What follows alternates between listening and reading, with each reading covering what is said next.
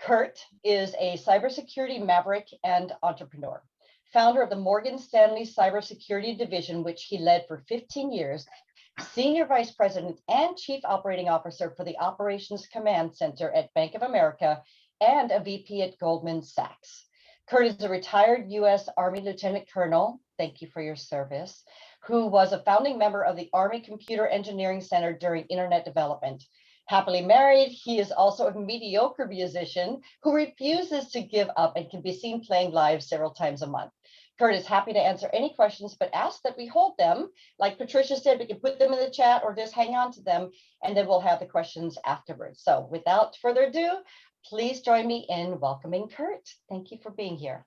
Thank you, Anastasia. I got to say that when Larry introduced the two of us, I really enjoyed getting to know you. You didn't have to go through the 10,000 questions of getting to know who you were, as well as what this incredible organization is all about.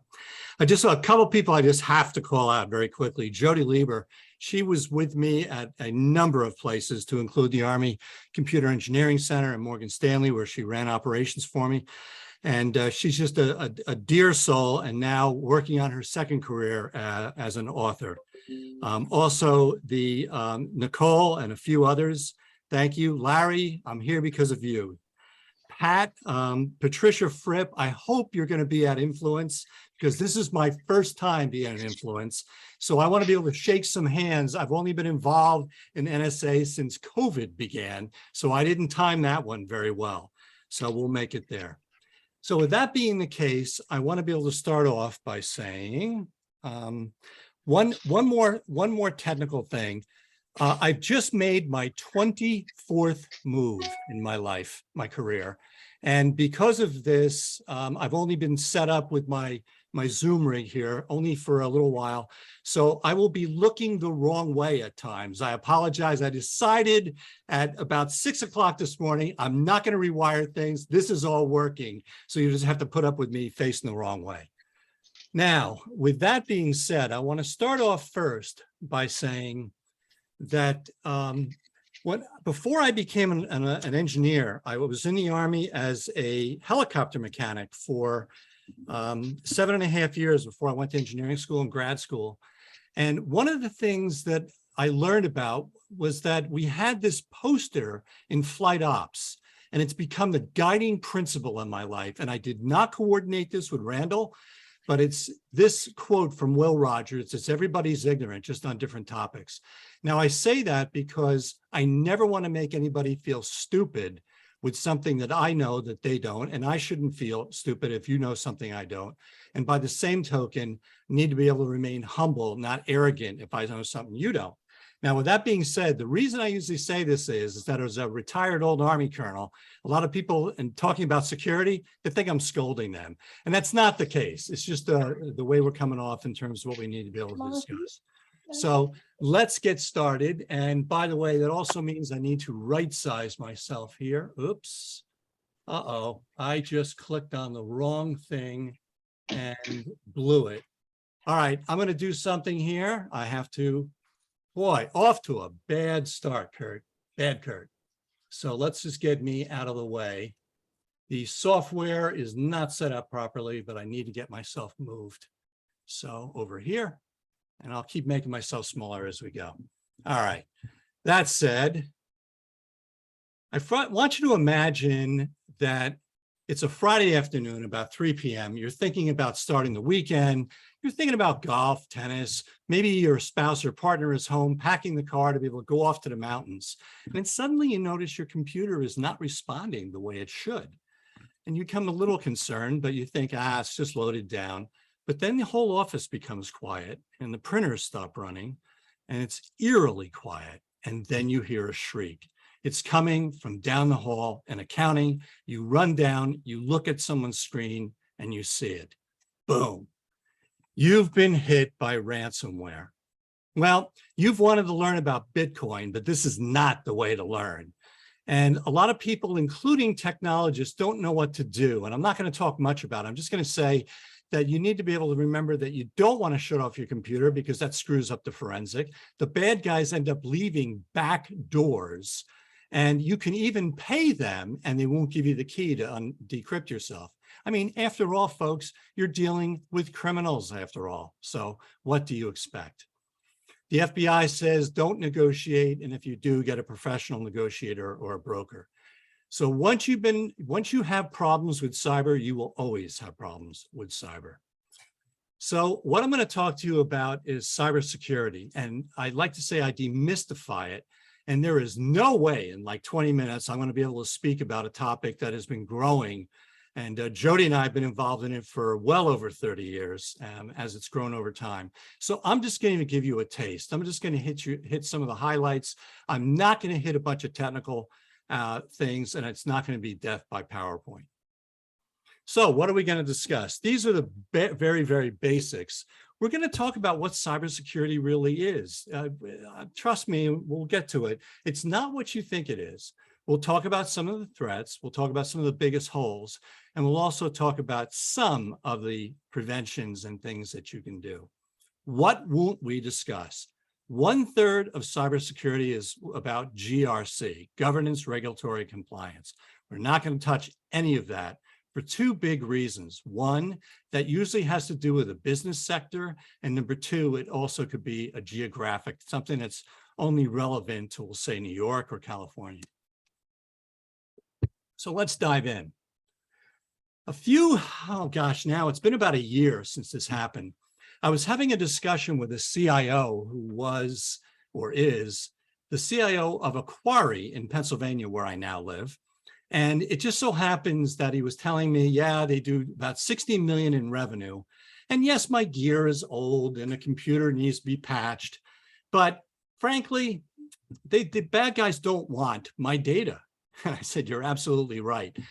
Just as an aside, the data that's being sold on what's known as the dark web has become so cheap because there's so much of it. So the bad guys don't want your data anymore. They want three things. Number one, they want to be able to use your computer, your electricity, your cooling capability to be able to mine Bitcoin on your nickel. Number two, as I described earlier, they want an easy payday so that you click on something you shouldn't, and then you're going to be writing a big, big check. And they figure out how much you can afford, and they get right to the edge of what you can afford. Number three, and this is the biggie. This is the biggie. The fact that they want to be able to use your site, your computer, as a springboard. They get blocked, but you're not blocked. And so therefore they use your platform to find their next victim. They usually determine their next victim based on things they find on your systems. And yes, I'm coming from an enterprise in the military, usually much larger systems and such. But as they dig around, they find out who the next person to attack is, because initially the company looks at if their alarms go off, if they've got a better cybersecurity group, and they say, oh, it's just a so-and-so company. Then they look at it and go, what the heck are they doing? And they call you up, and you are very embarrassed when you have to explain why you are attacking your partners. So with that being said, that's a sort of a brand issue. One of the things that's interesting about cybersecurity is that everybody says it won't happen to me. It's sort of like fires, if you will. I've done a great deal of research on the demographics, and one of the things I've learned is, by and large, companies under 100 million, like my friend here at the quarry, they are in denial. They don't think it's ever going to happen to them. Companies over $1 billion, they have a clue. They get it. They have built teams. And so therefore, they don't need people like me. My own target is around the 100 million to be able to, because that's where a company is starting to come in to say, we need to do something about this. So what are the threats? First, I got recruited out of this Bank of America role to an insurance company where they wanted to be able to build a cybersecurity practice. And so one of the first things I did is I spent a lot of time with the claims manager. And I asked her, she was responsible for all of the claims for every type of insurance. And they even do big the great big container ships. They do everything from that to cybersecurity. And this was a company, Beasley Insurance, that actually did the very first cybersecurity policy. So they had some very, very good data.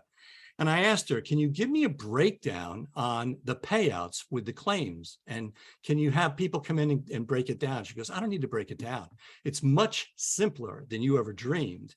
And what I learned is that 82% of cybersecurity claims are because somebody clicked on something they shouldn't.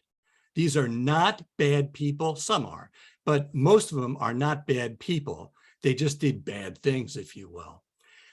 One of the examples I like to give is something that happened to my mother-in-law, and that was she ended up with some malware on her computer, and everybody at that Thanksgiving was having fun saying, oh, mom's going to porn sites and she's gotten hit and blah, blah, blah, just tore her to pieces.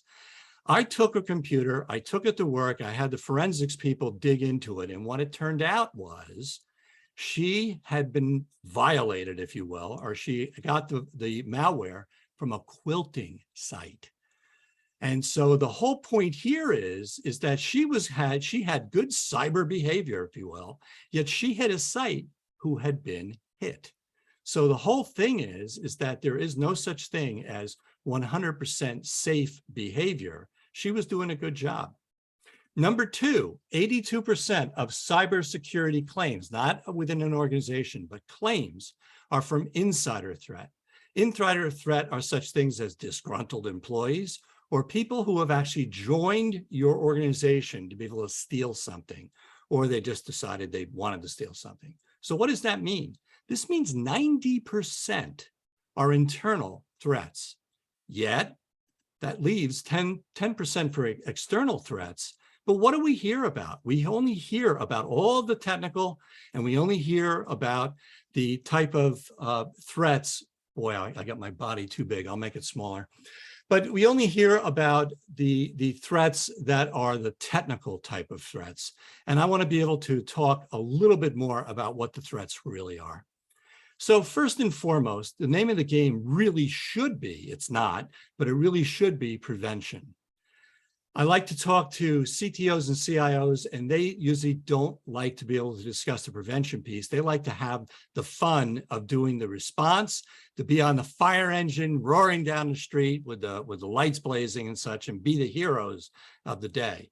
But if you really look at a fire company, they have companies do fire drills. And this is so that everybody knows what to do if something bad happens. And then what does the fire department also do? They come in and do inspections and look around and see what sort of things that they can prevent a fire. One of the other reasons why this is interesting to me is that most CTOs, CIOs are not interested in discussing the physical security. And one of the reasons is I had a CIO tell me this very, very recently, saying, I don't care about the physical. That does not affect my compensation. So they said there's somebody else who worries about the physical, and they're not worried about the security cameras, these things called man traps getting into the inner workings of a large organization, or the biggie in my mind, which is dumpster diving, which means people that are able to go into the dumpster and pull out all sorts of interesting activities or information that you can readily get your hands on. So what makes cybersecurity unique? First and foremost, there's no income generation. Now you got to think about this one. I sat on a trading desk at Goldman Sachs and I supported the income generators. So as a technologist, I was not doing cyber at the time. I was considered part of the team, and it was income generation. Cybersecurity, on the other hand, is prevention. It's like insurance. So nobody wants to be able to spend the money on that sort of activity. The next one is that when most people see a cybersecurity person coming, this is what they think. They think about the person who's got this propeller hat and they're speaking and they have no idea what they're saying. And so therefore they think that you're just trying to make them feel like they want to wear the dunce cap, that they're stupid. Not the case. It's just that we love what we do. Yet, even within the technology groups, they see us as mysterious and paranoid because it's our job to be mysterious and paranoid. And most other technology groups really don't want to see you coming either, while you really should be a partner. One of the things that makes cybersecurity interesting is that If the attack is a technical attack, it's instant and anonymous. By this, I mean, there's no warning. There's no crash of a glass that lets you know that somebody's breaking into your house and you don't know who they are. You can have someone attack your company by climbing over the fence, and you can tell the police, well, there were 5, there was one person this tall and this heavy, and they were speaking this particular language, and it can help the police figure that out. That's not the case with a technical attack. With a technical attack, all you know is that you're being attacked. Chinese can use, we'll say, proxies in Portugal, and it looks like it's coming from Portugal, or that's why I described earlier that you use a platform of someone else you've already violated. I really wish I had a lot more time. I don't. I'm gonna have to say this one really, really briefly. But one of the last papers I wrote for the Command and General Staff College when I was still in the Army was, what is a combatant in a cyber world? And this one I described, and I'll say it very, very quickly, and hope I don't lose anybody. But if you had a 70-year-old guy sitting in Brooklyn in a bathrobe, and his responsibility was to take and make the sluice gates of a dam in Iran open and flood out a military base that's below it, is that person considered a combatant? Well, if they had the intelligence, and if the Iranians had the intelligence and discovered this plot, and they put a person in the apartment adjacent and took a shot and prevented that person from opening the gates and flooding and killing all the military, my argument is that is a combatant. Just because the individual is not on boots on ground with a weapon, they are killing other people using technical means. So that's changed the game. Another thing is the government versus civilian approach. I don't have time to talk about this, but in the government, we would actually allow bad guys to come in, and we'd watch and see what they did. We'd control them to be able to learn their capabilities. In the civilian sector, you don't do it that way. You just say no to everyone. Now, in the interest of time, I'm going to blaze through this, but where Jody and I used to live in southern Arizona, there's a place called Nogales, Arizona. And in Nogales, there's a port of entry where you come in, and it's heavily, heavily, heavily armed. There's all sorts of technology that you can't dream. There's long lines, and it's very, very difficult to get in, and it's very, very difficult to smuggle anything in. So let me ask you a question. Does anybody, this is a smart group, by the way, so you probably know, does anybody have any idea where Colburn Gore, Maine is? Okay, it's in Maine, obviously, but this is the actual port of entry that the 9/11 terrorists used, where they basically just pulled in and just had a wonderful little chat with the one guy who worked there, and he just stamped their passport and let them in. So what that means is that we don't have state checkpoints. You're now into the United States. You can go anywhere you want. It's like being into soft, chewy interior. That thing is true of branches with big organizations. If you can get into a branch, you can get into the whole organization. Same sort of thing. Very quick story. I worked at a company once. I'm not going to say where. I'm not going to say what we did. I'm just going to say what we did with this one woman. She was brilliant, and she was also beautiful. As I say, it was lethal beauty. And we used her. She was brilliant at something called social engineering, which is another nice way of saying a con man. Someone who's able to get your confidence and then do something for you. And it just reminds me of like James Bond and the beautiful Russian spies that they would use to try and entice him. So what we did is I went on eBay, and I did a screenshot to show you this is very easy, and I bought a UPS uniform. I handed it to her. She took it to a tailor, had it fit her body. We then gave her some boxes, and we drove to a branch where she took these boxes at lunchtime, and we went to the branch because there was no receptionist. And as she walked up to the door, the guys fell over each other to open it for her and allow her to just waltz in. She then waltzed in and went into the cube farm, set the boxes down, and then walked around. I usually have an extra keyboard, but you will not believe the number of people that put the password that IT gives them, very, very difficult password. They put their password on a little Post-it note, and they put it on the bottom of their keyboards thinking they're being clever. She would take a picture of that password. She'd take a step back, take a picture of the name of the person in the cube, because we also know that the convention for this company was first initial, last name. And we collected all sorts of credentials to be able to get into this company. So this is a case of that's cyber security type of activity, but it has nothing to do with breaching a firewall, nothing to do with the network. In fact, if we had more time, we would have breached the cleaning crew. If you ever seen the movie Wall Street, that's exactly what Bud Fox, Charlie Sheen did, where he ran around grabbing papers off of people's desks who did not secure them, and they used it for insider trading. That's no different. So what exactly is cybersecurity? Basically, we always think of the guy with the hoodie trying to be able to break in, and that's really not the case. I wanted to be able to come up with an analogy, and I don't have a lot of time, so I'm going to do this very, very quickly. But I had an epiphany one night, and a lot of people like this, and that is, I want you to imagine a factory, big factory with a Megatron that says 297 days since our last accident. And the question is, you're now hired as a safety officer. How are you going to get to 298 days? Well, you can go running around pulling people's fingers and toes out of the machines. You can run out to the loading dock and make sure the forklift operator doesn't drop a skid on someone's feet. You can make sure the janitor puts out the wet floor sign after they mop, and then rush out to the cyclone fence to make sure that these kids that you know always climb the fence, that they're not going to rip their backs open and their parents are going to sue you. At the end of the day, the safety officer collapses in a heap and looks up and has the pleasure of seeing it turn to 298 days. The other thing she could do is to start a program and be able to get leadership to be able to say, I need everyone to be involved and everybody needs to watch each other and get us through so that our numbers just continue. And that's what cybersecurity needs to do, and it does not do a very good job of this. So with that being the case, one of the other things, and I'll talk about this at the very end, and that is you want to be able to use incentives. And there's lots of things that you can do.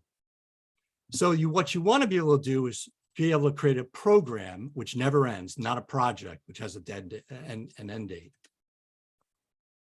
So what can we do? Don't have a lot of time to go over this, but I just want to be able to say we're going to talk about these very, very quickly: backups, phishing, training, vault, MFA, and culture. Very, very quickly. If you're not doing backups, you should. I think that's pretty much common sense. If you're leading a company, there are services out there now, such as KnowBe4, Proofpoint, Wombat, that are able to do things called phishing exercises where you can test your employees. And one of the things I like to be able to take a step back and say is the industry average is that when you do your very first phishing exercise, which, by the way, that just means you're trying to see if somebody clicks on something they shouldn't in a controlled environment. If you try and just test any company, the average is actually 27%, about 30%. 1 in 3 people will click on something. And by the way, it only takes 1. Now, when I was putting this type of activity together, one of the things that one of the crew said was, you can't use any internal information. Like, I had learned that the company was having a softball game, so I put together one of the templates to be able to get people to click on one of these emails. I included the fact that we had the softball game coming up. And they said, oh, no, you can't do that. That's cheating. And I looked at this team and I said, do you think the bad guys are going to stay within rules of engagement? It's the same way as the beautiful woman I described earlier. You're going to cheat any way you can. And this is where the dumpster diving comes in. I could have found a flyer for a softball game in the trash. So I used that to my advantage. Many companies are now, and very few, but many companies now, and I can't name any because I'm under NDA, but if you end up failing 3 phishing exercises within a year's time, then it's 3 strikes, you're out. You're fired from the company. It doesn't matter if you're the CEO or the janitor ordering supplies. Because once again, when you're clicking on something bad, it doesn't matter what your rank is. So another thing you can do, and I really wish I had more time to talk about this, these are called vaults. And if you've never heard of one of these, please, please, please write this down. You want to be able to learn how to use these. What this is that it's something that works with your phone and your computer. It's cloud-based, and it takes all of your passwords and encrypts them. And the only thing you need to know is how to use one big, ugly password that you can remember. And I say big and ugly. I'll give you a real quick example. Just take a line from a Beatles song, When I'm 64. And the reason I say that is that's 13 characters. There's an exclamation point in there. There's a number 64, and there's a little tick mark at the I'm. So therefore, that's a darn good password with 13 characters. You put those characters in, the system takes over, and then you end up having the equivalent of like a little box full of index cards, which keep all of your data on it. And what they do is, and by the way, they generate these ugly passwords that you would never be able to memorize yourself, and you wouldn't want to have to write down. And it automatically, when you go to a site, it squirts it in for you. And it works both on the phone and it works on your computer. So these are really good and really safe. And some people will argue with me and say, oh, I don't want to put all my eggs in one basket. I wouldn't trust this company. What if they get breached? And I usually smile at them and say, do you do online banking? What if your bank gets breached? It's the same sort of thing. There's a certain level of trust that we have to be able to have. Do your homework and use a vault. And oh, the only reason I'm putting that there is that that's what the symbol looks like when you're using like LastPass to show you that it's doing its job. Now, multi-factor authentication. This is now nothing really new. You've all run into all this. It's something you know, something you have, and something you are. And the reason I bring this up is passwords are disappearing, if you will, because now we used to have the little RSA tokens. Now we're using our phones, and our phones are now saying, okay, it's you, good. Now prove it's you. Do you have the phone, or do you have the ability to give the password that we just gave you on the generator? And then finally, the biometrics, something you are. The reason this is up here is I love to tell a story. And I'm not even sure if Jody was there for this, but I gave this presentation way back in 2000, 1,000 people in the room, all leaders. And I said, now we've got such technology as the biometrics. Everybody's heard of the fingerprints, but now we're moving to eyeballs, and you're going to have rectal scanning. Now, I meant to say retinal scanning, but I said rectal scanning in front of 1,000 people, and it took me years to wear that off. So anyway, third-party risk. This is up here just because of the fact that I use Morgan Stanley, Jody and my dear old firm, and that is third-party risk. A lot of people think that if you outsource to a particular company, they own the risk. But the way to think of the law is you can delegate authority, but you can't delegate responsibility. So it doesn't matter what the company is. Now, I get back to cleaning companies. It could be the cafeteria, and you could have problems with credit cards being breached, et cetera. And this goes on and on and on. And in this particular case, Morgan Stanley had to pay $60 million because of a third-party breach issue. So you have to spend the money to be able to not only check out yourself, but to be able to check out your vendors. That gets very, very expensive. Now, I want to be able to wrap this up by saying that cybersecurity culture has to come from the top. It can never, ever, ever be a grassroots approach. You have to drive things down from the top. I love to use the example of smoking. Smoking is something I've been around. I was just talking about this earlier today. When I grew up, everybody smoked and drank, and they did both. It was just, they did it at breakfast. But that changed over time, and it took a lot of pressure from the government in this particular case, to be able to say, you know what, you want to be able to reconsider smoking, and it's changed our culture. Same is true for littering. Now, I say this because cybersecurity is something that has to be driven from the top. If the top doesn't get it, the company is doomed. It's just a matter of time, I'm telling you. And in the case of Morgan Stanley, I like to tell this story because I'm not telling any tales out of school that I'm about to tell. And this will be my last story. But this is a case of, we were involved with the FBI, and we got a feed from the FBI at Carnegie Mellon, and they would give us information about stocks that are in play for a scheme called pump and dump. And I can't take the time to describe it, but went to the guy who was responsible for equities and said, listen, we can save Morgan, and I can't tell you how many, but just imagine a huge number and then triple it, and then triple it again, and then triple it again. It's a massive, massive number that happens because of this sort of activity and fraud. And I said to the guy, look, we can work together. We can tell you what's in play, and you can help prevent. He says, okay, great. Went away. 90 days later, nothing happened. And it took me forever to figure out what was going on. And it hit me like a ton of bricks. Those people were compensated for selling stocks and doing transactions. They were not compensated for saving the company money. This is why I say you have to be able to build in incentives into a program so that you can be successful. So what can you do? Let's wrap up real quick. And that is, it's not so much about the technology. Please, you watch the movies, you watch the news, they're always going to tell you it's the technology. No. And I can say this because there's a lot of NSA people here. A lot of NSA people have coached me to say, it's okay to say it's the people, stupid. So it really is the people, and you can do something about that. People can be trained. Get them trained. Prevention, not reaction. Do the backups, program training, get a vault, and by God, get your leadership to be able to push it from the top down. So now we're going to open things for questions, and thank you very much.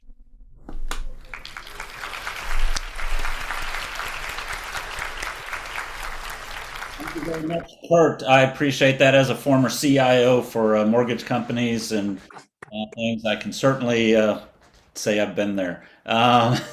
Again, not caring or not doing in the past, unfortunately. So, but anyway, we did have a question from Nicole Furman.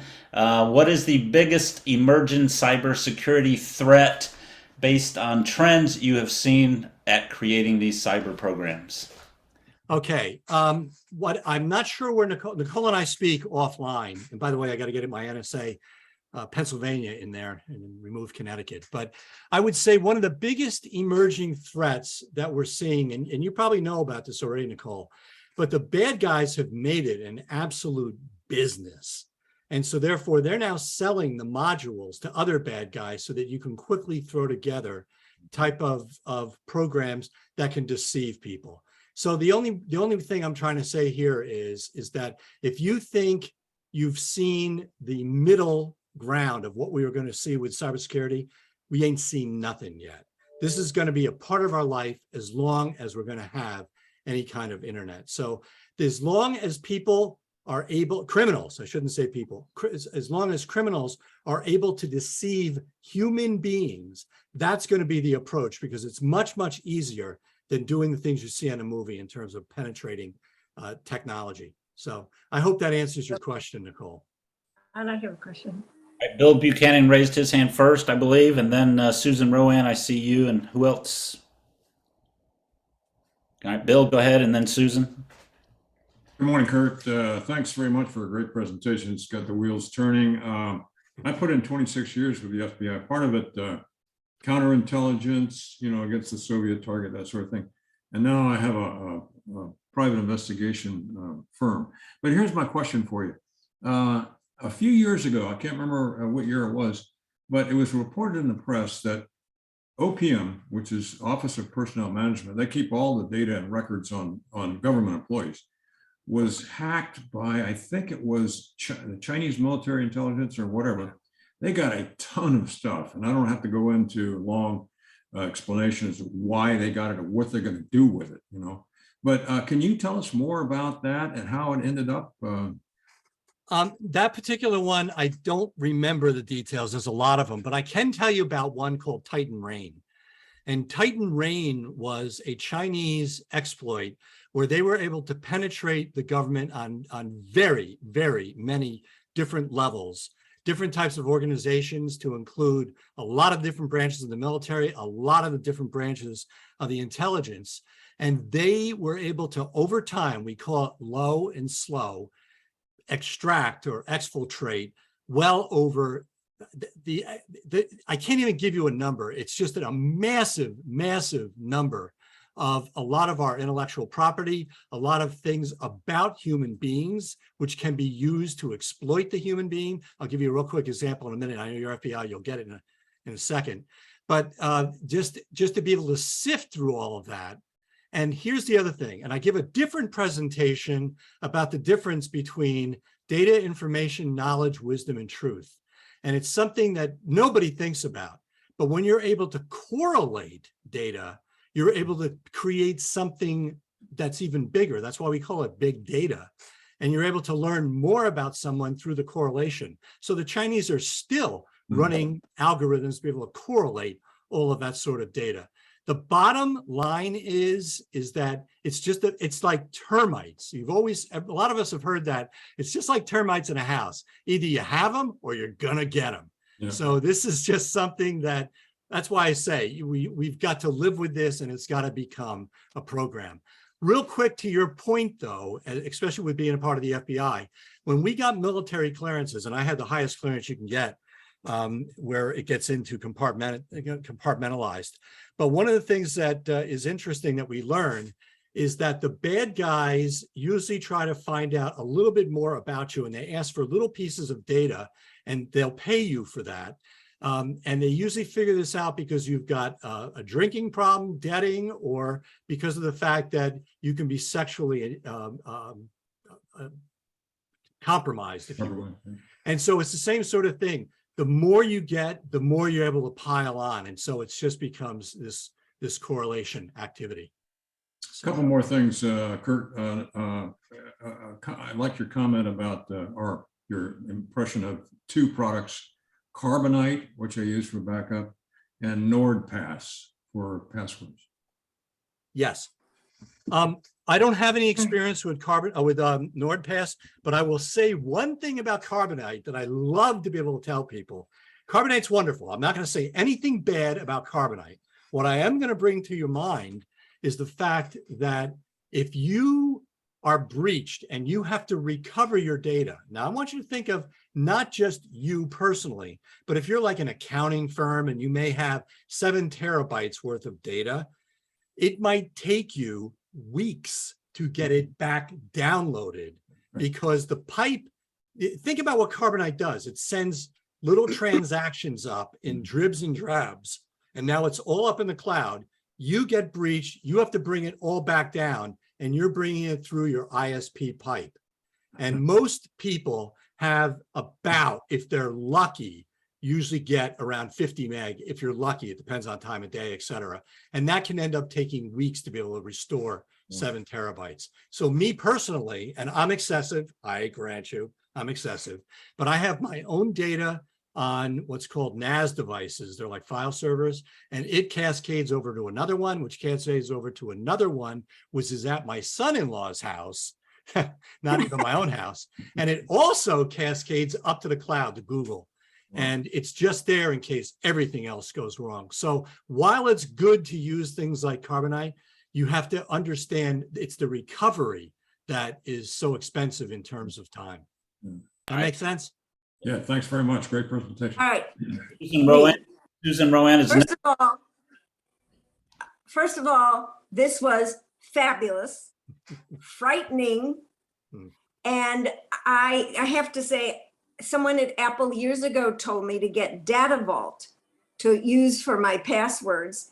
And the beauty is this, before I had white hair and forgot everything, I only had to remember one password. So thank you for talking about vaults. And I will say this not just as an NSA member, but as the GGBC's one of the speaker committee. You said no less than 5 times how you didn't have enough time. So, sir, the question is, when will you come back for part 2? Oh, okay. I can talk with Anastasia. That's it. Yeah, let's do that. Thank you. And by the way, you may have gray hair, but I have no hair. So that's why I had to get a vault real quick. All right. I actually am humbled by that. Thank you. Anastasia, you have your hand up next, and then who else needed? Antonio, did you raise your hand, or Patricia also? So if I can just interject one thing, just real quick, since we have 16 different vaults out there, some of the people on this are in the age bracket where you remember when we had more than one word processor. And the old joke is the best word processor is the first one you started using. It's because you're comfortable with it. So when I say I use LastPass, I'm comfortable with it. I don't want to move off. And that's the only reason why I say, I'm not saying it's the best. It's the one I'm comfortable with. Next question, please. Anastasia. Yes, thank you. First off, I'm one of those people that have not used a vault because in my mind, I'm thinking, well, all they have to do is figure out my one password and then they get everything. So you have enlightened me, and I really appreciate that.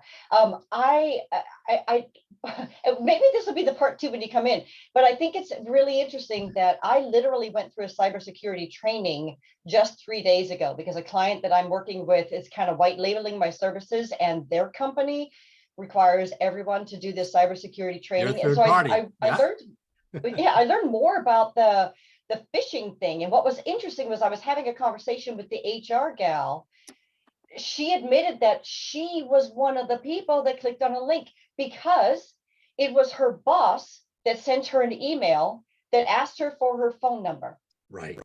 And she didn't even question it, because this is the way that they're getting around it, is they are getting so personal in their emails to us. It is so easy to think that the email is coming from the person that you know. And who wouldn't? 2 weeks into a job, get an email from your boss asking for your phone number. Yeah, maybe he's got it on record somewhere, but he just wants to know it really quick. So they did talk about, you know, the hovering over the email to see where it's actually coming from, you know, some of those things. And we do want to have you for part 2, but that might be a bit. Can you share briefly your top tips and tricks for us little folk who might get a phishing email? How can we recognize it? What are some of the key things that we should pay attention to? Okay, first, I just want to be able to make it clear that phishing is usually like spam. It's just things that are coming across to see if anybody will pick it up. Spear phishing is when they've got some information where they're actually trying to target an individual. And whaling is when you're trying to target a big person. Well, let's say Warren Buffett, just to give you an idea. So with that being the case, Anastasia, you actually went through the best part of the training. And that is when you get any kind of an email, and it's usually email, or it could also be chats, by the way. It can be chats. I just got one a few days ago, and it had a couple of personal things where I almost fell for it. So the thing is, what she was talking about hovering, it's much better to give a demonstration, but what you do is you take your mouse and you put your mouse over the link, but you do not click on it. You put it over the link and then you look in. It depends on your browser, but I'm going to use Chrome as an example. Lower left-hand corner, it'll have the link to where it's going to take you to, okay? And as a, for instance, if it says fred@gmail.com, you know there's a problem, as a for instance. Or if it says it's Bank of America and you go down and you go to click on, they say, Jody, I think Jody was part of this. One of the things we did at Morgan Stanley long before phishing was enacted, we did one way back in the early 2000s where we sent out email to everyone, and it sent people to a website we had set up. And what we came up with in the subject matter was problems with your 401k. Boy, did people click on that, because they wanted to make you have to act fast, you know, and you catch somebody and you get them caught off guard. So anyway, so if you mouse over, that's the biggest one, just to be able to think twice before you click, because undoing that mistake is huge. And one of the things is that the more senior you get, the more email you have to process before the day is out. And so the bulk of the people clicking on stuff is usually your senior people. Yeah. So my biggest problem with, in fact, I'm going to talk about this if I can for just 30 seconds. One of my biggest problems when I go into a company is I'm asked, oh, okay, we're going to do the phishing exercise. Do you want to leave off the C staff? It's like, are you crazy? What do you mean leave off the C staff? Oh, a lot of companies don't want to humiliate the senior people. And so I went to the COO in this particular case, and he says, no, absolutely, nuke them. And in fact, in this particular last one we did, this last go round, the CEO not only clicked on it, but in the next town hall, I was never going to bring it up. He brought it up. He says, they got me. And I thought that took courage, and that's leadership. And that's a good example of leadership. So that's the biggest one, is the mouse over before anything. Trust nothing. Trust nothing. Excellent. Thank you so much. All right. We had Fripp was, I think, the next, or Antonio. Well, congratulations. And yes, Randall and I will see you in Nashville. And unfortunately, you joined NSA Connecticut after I spoke for them in person. I work a lot with the cybersecurity companies. And what I have learned is, one, these people are very smart and they are very patient. They get in and they watch what the companies do for 3 months, so they know.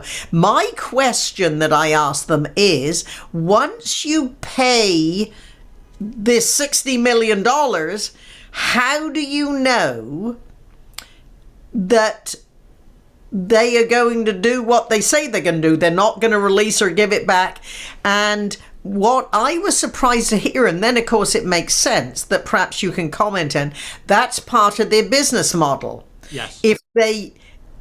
Because if they do something bad after they got the money, it won't work on the next company. So can you have any comments about the business model of these bad guys? Yeah, that's usually like a follow-on type of discussion, Patricia. But I'll just tell you a few things just very, very quickly. First, as I mentioned, at 100 miles an hour, you should use a negotiator. There are companies that are out there. I use one in Westport, Connecticut, 2 guys that used to be traders, as a matter of fact, and they found they could get into this business. They're very smart business people, and they have, I'm not going to say befriended, but they know a lot of the bad guys. They know a lot of them. So what happens is that if you use their service of negotiation, they will go to the bad guys and say, okay, Fred, knock it off. You're not going to get, you're not going to get 60 million from these people. They'll give you 5 million if you just go away, and you're going to give me the freaking key. And if you don't give me the right key, et cetera. And so basically I'm trying to get at here is that you get someone who's a broker that can manage the relationship. Otherwise, you're probably not going to get anything. My experience has been they either don't give you a key, you're dealing with criminals, or number 2, they give you the key, but they're not going to help you put all the pieces back together that Humpty Dumpty, fell down. You have to figure that out, and links go all the wrong place with all technical stuff, and your registries are a mess, and blah, blah, blah, blah, blah. So the main thing is you want someone who knows what they're doing, who knows a lot of the bad guys. And by the same token, one thing I do want to be able to say that is usually a follow-on type of discussion, but the bad guys, a company I recently worked with, I just did a 2-year engagement with, they said they signed a contract with the bad guys that said they won't bother them for 6 months. And it's like, are you crazy? I mean, it's like, how does that work? And so the guys, now here's the way this works, and this is interesting. The bad guys will honor that. But what they'll do is they'll have a back door that they've left in place, and they'll sell that back door on the dark web. So the whole point is that you got to understand you're dealing with people that they don't care anything about you. So get help. Antonio, did you have a question? Just very briefly, I'm in advertising and marketing, and with the prevalence now of artificial intelligence actually building advertising and marketing campaigns and distributing advertising and marketing campaigns at a machine level, you could have an onslaught, never-ending onslaught of these attacks, theoretically, through advertising and marketing channels, to the degree where I'm not sure who's going to be using computers in the future as a result of this. What are your thoughts? A lot of things. My brain's going a million miles a second on that particular question. But we've already seen these things called bots that work automatically just on programming, not even AI. And one of the things I like to say is I've been at conferences and whatnot where the good guys are saying, we've got AI, we can do all these things now. And There's an old Army saying, and I love this saying, and I learned it a long time ago. If the enemy, if the enemy is within range, so are you. You got to think about that one for a minute. So just because you can pull the trigger on them, they can pull the trigger on you. So it works both ways. The bad guys can use AI as well. So it's really not anything other than upping the game for both sides. And the way I like to describe it is, anybody that knows how the radar detector business works, where for speeding, the cops get the next band of radar that they use that is not used by the radar detection type devices. So now those companies sell the new, oh, you need the upgrade to the next particular one so that you can now be safe. It's the same thing. It's just always going up and up and up. And it happens in politics in terms of what countries do. We're now done with the era of MAD, mutually assured destruction. Same type of idea, though, is that we just keep escalating. The AI is not going to change the way things are escalating. So I hope that answers your question. Very good. Great presentation. Really terrific. Thank you so much. Thank you. Betty Taish, followed by Janice. Thank you very much, Curt, for an excellent presentation, and scary at that. With the volume, and when you're busy and you get literally 1,000 or plus more emails a day, and to zoom, try to go through it, it's really, really difficult. But you're right, I've just been getting a lot of texts, and you want to respond quickly to texts. Yep. And hi, Betty Tation. So I'm just deleting one of them saying recently somebody requested your Facebook password to be changed. Well, I don't use it that often, so it certainly wasn't me. So being careful. My question is about the vault. I currently use Secure Safe for my passwords, which is this little thing. And I feel comfortable with that. I can't comprehend how you put in a phrase or whatever, and then when I go to my bank or when I go to this or whatever, that automatically goes to passwords for any real estate issues, the MLS. That scares me. And what if I lose that and then I have no passwords? And I know you can't answer that, but that's my biggest concern. I need almost a tutorial on not just reading it. I need somebody to help me with it. And don't take this the wrong way, but that's what YouTube is for. I'm not trying to be disrespectful. I mean that with my heart and soul. Yeah. Is that the world is changing. This is something we need to learn. And for what it's worth, Betty, I've never heard of that particular vault, so I can't comment on it. It's why I say I usually only comment on the ones that I do know. But I understand what you're saying, yet I have not come up with a good analogy for this, but I will still take my chances with a company that is trying to protect me and makes their entire business based on the fact that they're trying to protect me as well as millions of others. And that they take care of all the encryption, they take care of all the passwords that are impossible to be able to memorize. The one thing I mentioned earlier with the Post-it notes, this usually comes from IT groups that know that people come up with passwords like that have got things that are too easy. And so therefore they give you a password and say, this is the one you got to use. That's why people write them down. And so therefore people have got them. I've seen them, Jody's seen this too, where you walk around and you see people with Post-it notes all over their monitor with all their passwords. It only takes a cleaning person to come in and just pull them off, right? So the main thing is that, and by the way, that's known as, when you say, oh, but you don't have all the data, that's known as security by obscurity. And all you have to do is correlate enough and you're doomed. So I would just say that in the same way, I hate going to the gym, but I go X number of times a week. I don't like it, but I got to do it. It's the same thing. You got to get a vault, and you got to be able to use some sort of technology. But the other thing I would say is, listen, Google's your friend. Mm-hmm. Google it and look at the reviews and find a vault that is not saying, it was breached last week because it's done at a farm in Iowa by two guys who had some time on their hand with a Commodore 64, right? The main point is that you do want to stick to something that's reputable and that is going to be able to spend the money to be able to maintain their security. I hope that helps. Thank you so much. Okay, Janice, quick question. It's almost Yeah. 9. We want to let Curt go whenever he needs to. And Thank you. Looking forward to meeting you in Nashville as well. You said you used LastPass. You didn't think it was the best. What are the top couple of password managers that you recommend? Let me quickly, I had them on that slide. I saved the slide. If you save the slide, and this thing is recorded, but let me bring them back up. These are the ones here. The one I'm hiding. Okay. I don't remember which name that was.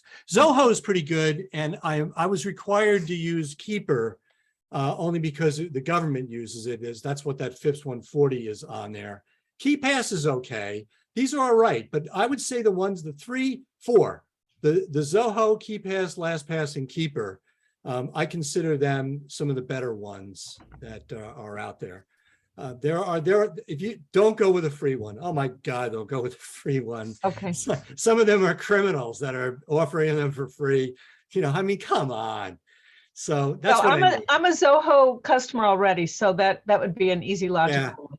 Yeah, I like Zoho for a lot of reasons, for a lot of things. So I actually started to migrate, but to be honest with you, there's not enough hours in a day. And it's just a case of, just like the old word processor, I'm staying with LastPass until something bad happens. yeah, the one behind you is 1Password. And Oh, 1Pass. Yes. Thank you. Thank you. Thank you very much. And thanks for a wonderful presentation. Yeah, thank you.